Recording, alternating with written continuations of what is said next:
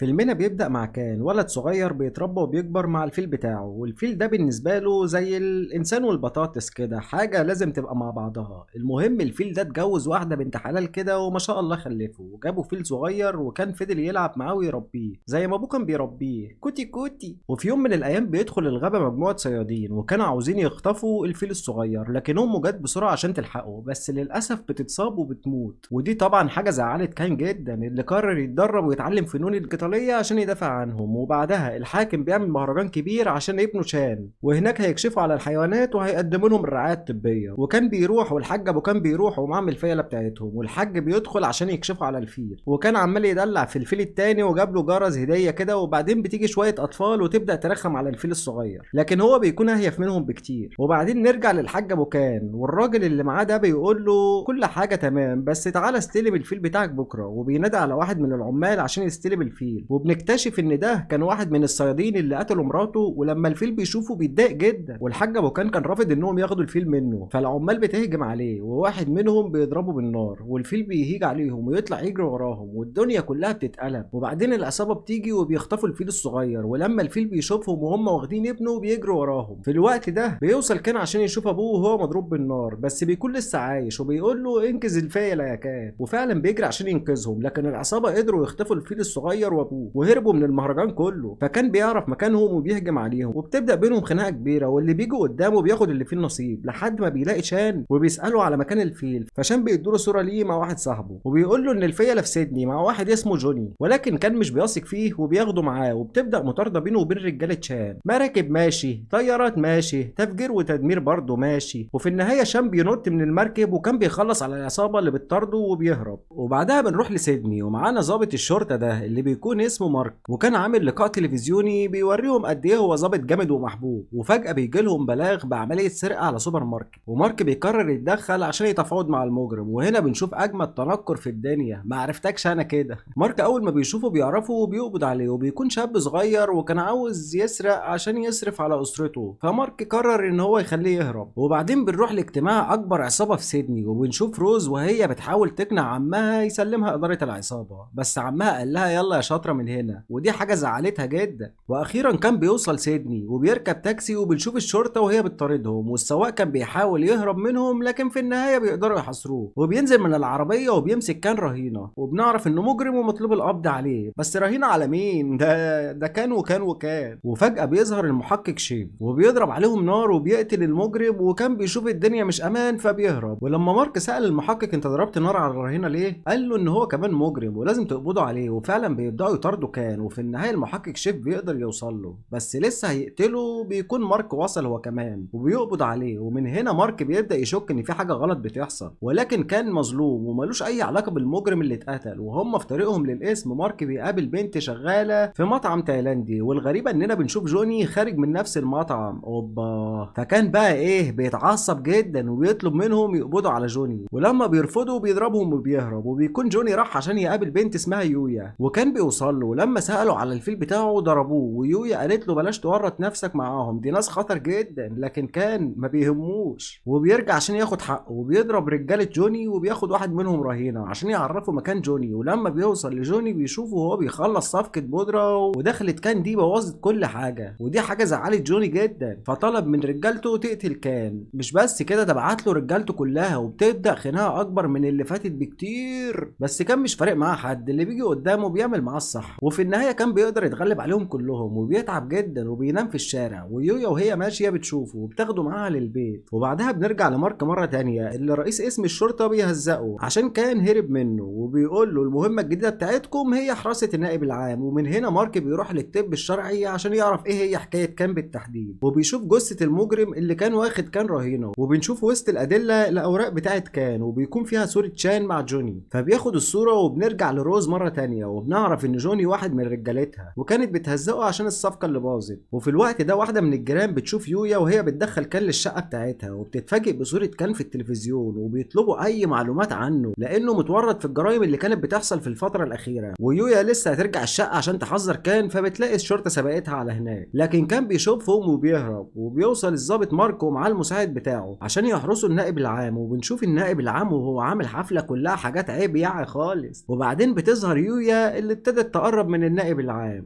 وبتبدأ ترقص له، وهو طلع الكاميرا بتاعته وبدأ يصورها. وطبعا هتقولي فين مشاهد الرقص دي؟ هقول لك شلتها في المونتاج يا ابو لسان طويل. المهم النائب العام ده بيدخل في أزمة قلبية، فهي بتبعد عنه وبتدخل الأوضة، وفجأة بيظهر شخص بيضرب نار على كل الناس اللي موجودين. وبنكتشف انه الشاب اللي مارك سابه يهرب في البداية، ولما مارك سأله انت عملت كده ليه، فقال له ان هم اجبروني اعمل كده. وفجأة بيظهر المحقق شيف وبيضرب نار على الولد، وبياخد المسدس اللي كان معاه وبيضرب نار على الضابط اللي مع مارك، وبيخليهم يقبضوا على مارك بتهمة قتل النائب العام. ايه يا اخي ده انت جاحد يا اخي. بس في الوقت ده الكاميرا اللي كانت مع النائب العام كانت بتصور كل حاجة بتحصل، وشيف بيلاقي النائب العام لسه بيطلع في الروح، فبيقول له ارتاح انت وحقك جاي. وبعدها مارك بيقدر يهرب منهم، فبيجروا وراه، واول ما بيخرجوا من الاوضه يويا بتاخد الكاميرا وبتهرب. وبينتشر في الاخبار خبر قتل النائب العام، ومعاه صور مارك اللي هو التهمه كده كده لابساه مفيش كلام. وبتوصل مكالمه لمارك من بنت تايلانديه وبتقول له احنا لازم نتقابل لان معايا دليل براءتك. ولما بيوصل بيكتشف انه كمين من المحقق شيف عشان يقبض عليه. وبترجع يويا للشقه بتاعتها فبتلاقيها مقلوبه والشرطه مستنياها، وبيسالوها على مكان الكاميرا، ولما رفضت تقول لهم قبضوا عليها. وكان بيكون بيراقب الموضوع فبيضربهم وبياخدها ويهرب. ويويا بتعرفه المكان اللي جوني موجود فيه، وبنعرف انه مخبأ سري موجود في المطعم التايلاندي، وممنوع اي حد يدخل هناك لانه معمول للعمال الفي اي بي بس. لكن كان بيقدر يوصل للمطعم، وبتبدأ خناقه بينه وبين الموجودين، بس كالعاده كان بيروق عليهم. وبيوصل للمخبأ السري وبنشوف مجموعه من رجال الاعمال اللي بياكلوا اي حاجه في الدنيا، وبيظهر جوني معاهم. ولما كان سأله على الفايله بتاعته رماله الجرس اللي كان في رقبه الفيل الصغير، وقال له يلا يلا من هنا يلا امشي يلا. بس كان الكلام ما جاش معاه سكه، والاتنين مسكوا في بعض، وهو يضرب وانا اضرب. بس كان اقوى واحد فينا طبعا هو اللي بيغلبه، وبيروح على المطبخ وبيشوف كل الزواحف والحيوانات البريه اللي ممنوع اكلها بتطبخ هناك. يا ولاد الجحده. وفي الوقت ده جولي بيروح ياخد البنت رهينه وبيهرب، وبيسيب الضابط مارك اللي كان بيقدر يوصل له وبيحرره، وبياخده ويمشي. فبيلاقي الفيل الصغير وبياخد الفيل الصغير ومارك وبيهربوا. وبعدها بنروح للاجتماع العائلي، والعم روف قاعد عشان يختار واحد من اولاده يمسك اداره العيله الواطيه دي. لكن هنا بنكتشف ان روز حطت لاولاده الاتنين سم في الاكل، وهو اتضايق جدا وقال لها كده يا قلبي حته مني. وروز قالت له محدش هيمسك اداره العيله الواطيه دي غيري. الغريبه بقى اننا بنكتشف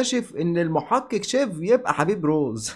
طب ده كلام. في الوقت ده كانوا مارك ومعاهم الفيل الصغير كانوا مستخبين في معبد، لكن المحقق شيف جات له معلومات بمكانهم، وبيوصل للمعبد، ولما الكاهن بيرفض يعرفه مكانهم بيقتلوه. وكان بيظهر في نفس اللحظة بس قدامه مقاتل قوي جدا، وبتحصل بينهم خناقة. بس انتوا طبعا عارفين ان كان مش هيسكت غير لما يرجع الفيل بتاعه، وبيخلص على المقاتل الاول وبيدخل له واحد تاني وعمال يتشقلب زي ما انتم شايفين كده. وكان عمل فيها عبده عضمضم وقال له اللي هيعدي الخط ده هيموت. وطبعا في النهاية بيقدر يهزمه، وبعدين بيجي له واحد قد البحر وسمكاته، وطبعا كان مش بيقدر عليه. مش بس كده ده بينفخه ضربه، وقبل ما بيخلص عليه الشرطة بتوصل. وبعدين بنرجع لروز مرة تانية اللي كانت عاملة لقاء صحفي عشان تعلن فيه انها بقت مسؤولة عن سلسلة شركات العائلة بتاعتها. لكن كان بيوصل لها ومعاه الفيل الصغير وبيقول لها فين الفيل بتاعي، ولما ما بتردش عليه بيبدأ يهجم على رجالتها. وفي وسط الضرب والكلام ده العاصمة بتاخد الفيل الصغير، وشيف خرج السلاح بتاعه ولسه هيقتل كان، لكن مارك جه فجأة وضرب نار عليه وراح عشان يكمل عليه ويقتله. لكن جوني كمان بيظهر وبيضرب نار على مارك،